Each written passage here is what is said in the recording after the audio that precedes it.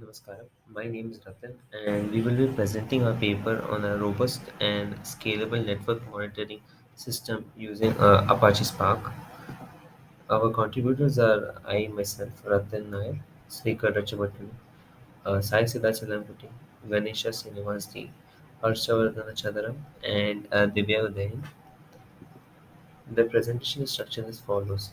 First, you have the introduction, then we have the problem statement, then the methodology, then the architecture, then the results, then we have the conclusion, and then we have references. Let's first take a look at the introduction. Uh, we know that COVID-19 is quickly spreading, causing a large number of people to be unable to attend schools and institutions. And for now, it seems that education is going to be online for a long time.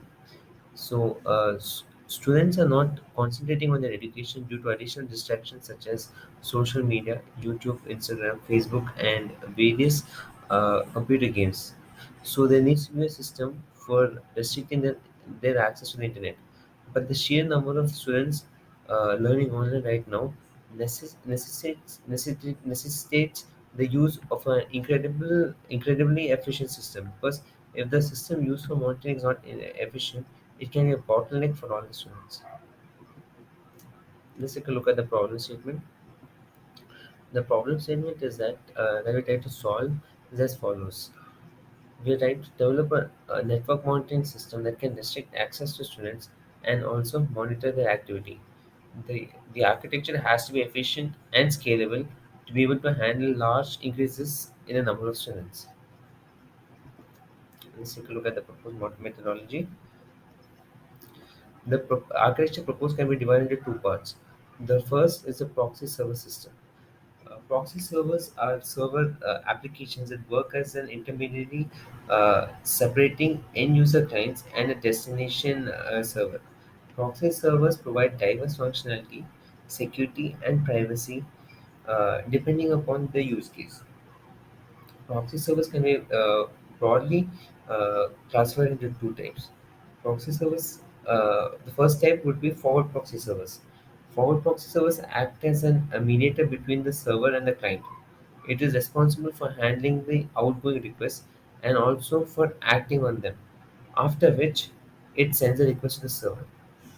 These types of proxy servers can also be used for caching and are helpful in improving the load time of the web pages. The forward proxy server implemented in our project can restrict web access for the clients based on the requested host name.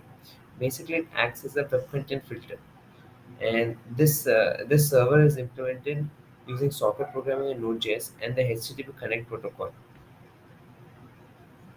The second type of proxy servers are reverse proxy servers. Uh, Reverse proxy servers are placed between network and other servers in cases where a huge website might have multiple servers that collectively serve requests. Their main purpose is to improve the performance of websites and act as a load balancer and is also for caching. The proposed architecture takes the help of Nginx as a reverse proxy. The idea is that we make use of both forward and reverse proxy servers to monitor and restrict activity of a set of users. The proxy server we develop is written using Node.js, and each proxy server forms a cluster of users and serves them. The data is then sent to the central server. The second part of the architecture is the central monitoring system. Data sent by the proxy servers can be difficult to process, especially when the number of proxy servers increases. So we need to develop the application using frameworks that are easily scalable. Spark structured streaming is both a fault tolerant and a scalable stream processing API, which is built on top of the Spark SQL engine. Structured streaming can read from a few different types of input sources, out of which one of the most reliable ones is Apache Kafka. We use Apache Kafka for processing stream data, as it is a distributed data streaming platform in real time. We have a Flask API connected to the Kafka cluster.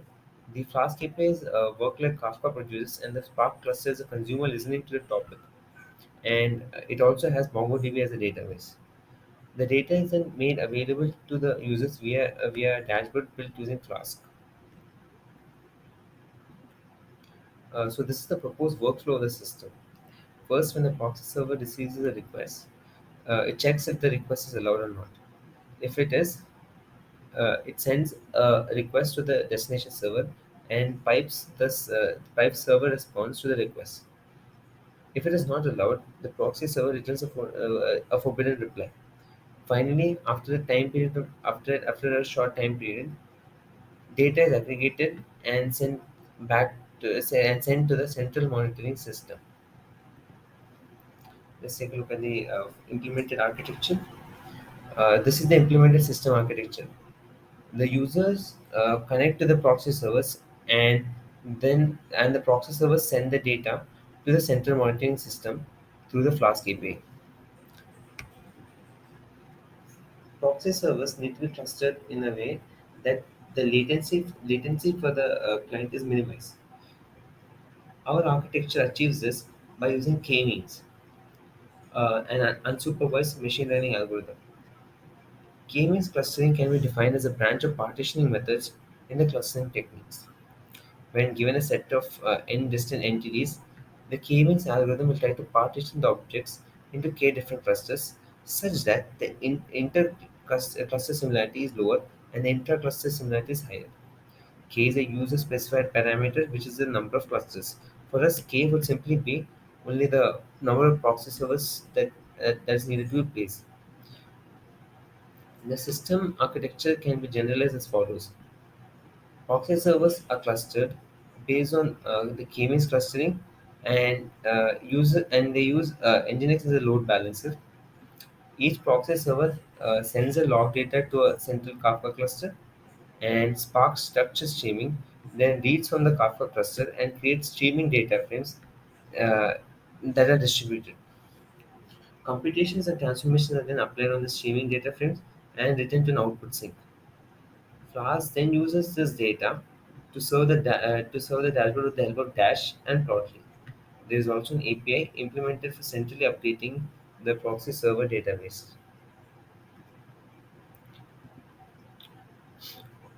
We built a prototype using 4 proxy servers and a central system with Spark cluster and Kafka cluster both hosted on a single node with 3 Kafka brokers and 1 topic with 3 partitions.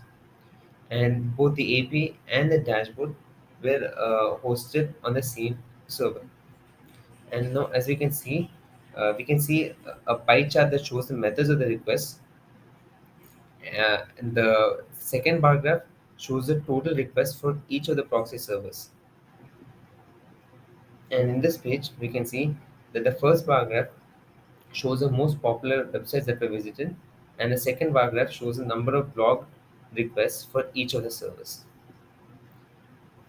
Now, for concluding, the project that we implemented can be used to monitor and restrict the network usage of the students. And the motivation for this was that the number of students studying online right now is very huge, and this demands a very efficient method to give any practical use.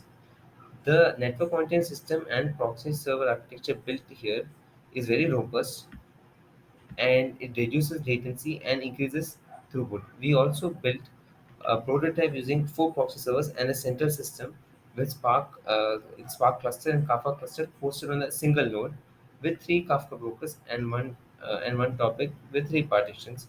And both the API and the dashboard were hosted on the same server.